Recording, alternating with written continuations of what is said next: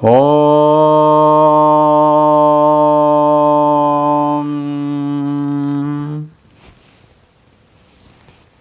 Namaste. Hope all are doing very fine. Where does God dwells? I can say God dwells here. I can say God dwells in Mandir. But where does God reside? Where does God dwell? Is he or is she in a mandir, in a temple, in a church, in a gurdwara, or in some open space, or he is in the sky, or he is in Patala, or he or she resides in all our individual puja rooms. Where? Where does he dwell? It is a very important question. We will find answer. We need to find answer. The answer may be wrong or the answer may be right. So long the understanding goes well, the answer will fit as right. If the understanding is not reached, then the answer may go wrong also.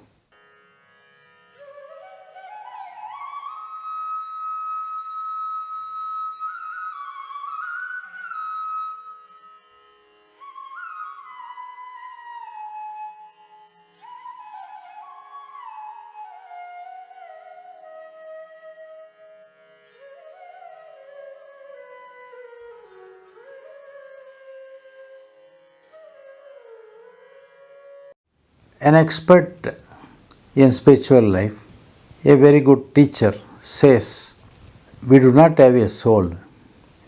In fact, we have to create our own soul. Absolutely correct.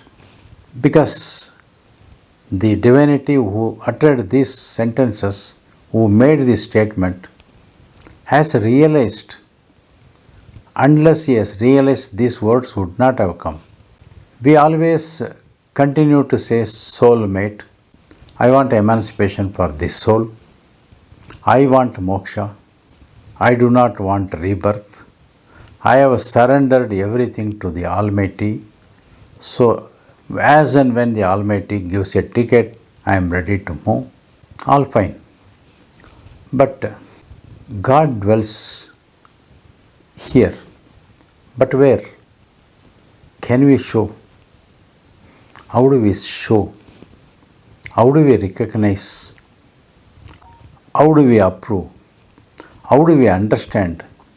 How do we come to a conclusion? How do we convince ourselves? And how do we convince others? Unless we are convinced, we will not be in a position to convince others. There is no need for us to convince others. But if a person comes and poses a question to you, that question needs to be answered.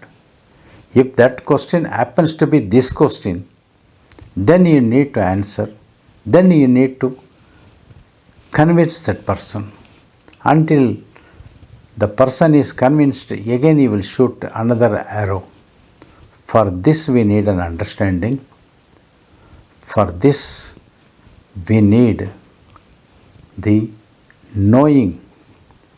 For this we need connectivity with the divinity.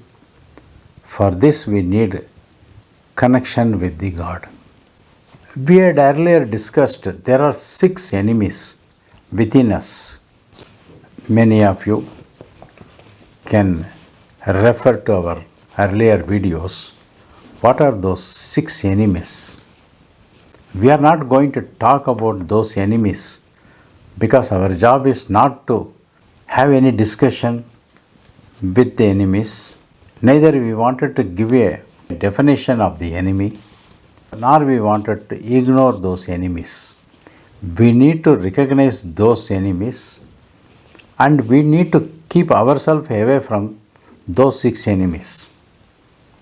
Before doing that, let us understand where does God prefers to dwell, where does God prefers to enter, where does God love to reside, where does God gets to connected with anyone. When we say one thing and stand by that, we are respected. First point. The reason is the moment we do and we say, then within our whole being, peace. That peace makes a very good ambience for the God to reside. God has given good in bad and bad in good. Smile when you are in trouble. When you are disturbed, we are happy. When we are happy, we are to be disturbed. Both alternatively attack us, or alternatively one attack and one embraces. When we have samasthiti, then we become a godly person. Keeping the emotions out, we become godly. When we say something and stand by that and perform that task, then that action is equivalent to making pure gold. Once we realize this, all good things start approaching us. As a result, those good things will pave way for a smooth path for the God to approach us. Not we approaching the God, it is made conducible for the God to approach us. How we are elevated, just we can think.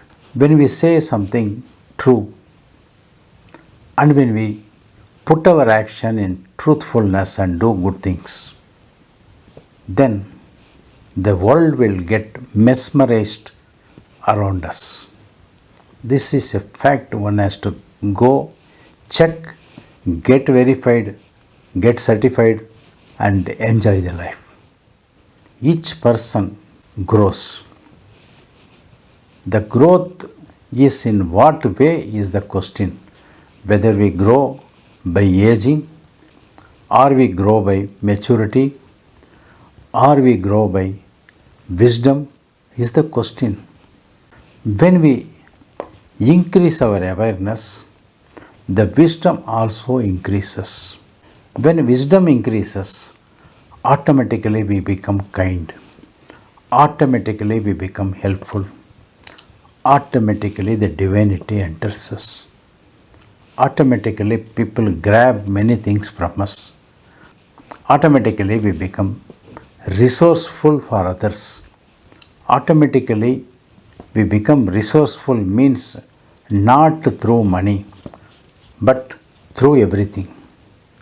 When such things happen, even the animals and birds, the creatures and insects, even the wild animal, even the poisonous jantus, reptiles will start worshipping us or start respecting us. At least the kindness becomes our culture, whereas the love becomes the order of the day. The truth becomes love, love becomes order of the day.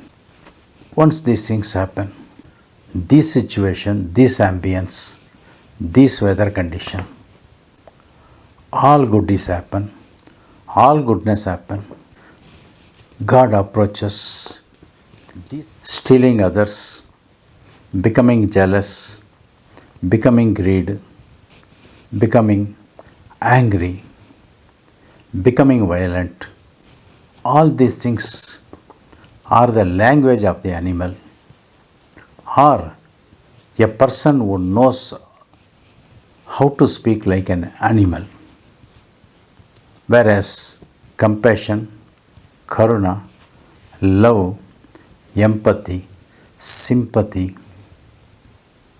adjusting, helping, out of way helping, understanding others' pain. All these attitudes, a person is in the guise of God. He wanders or she wanders on the road. She wanders or he wanders amidst us in the human form, but he or she is none other than working gods. If we are of a animal kingdom, then we are thieves.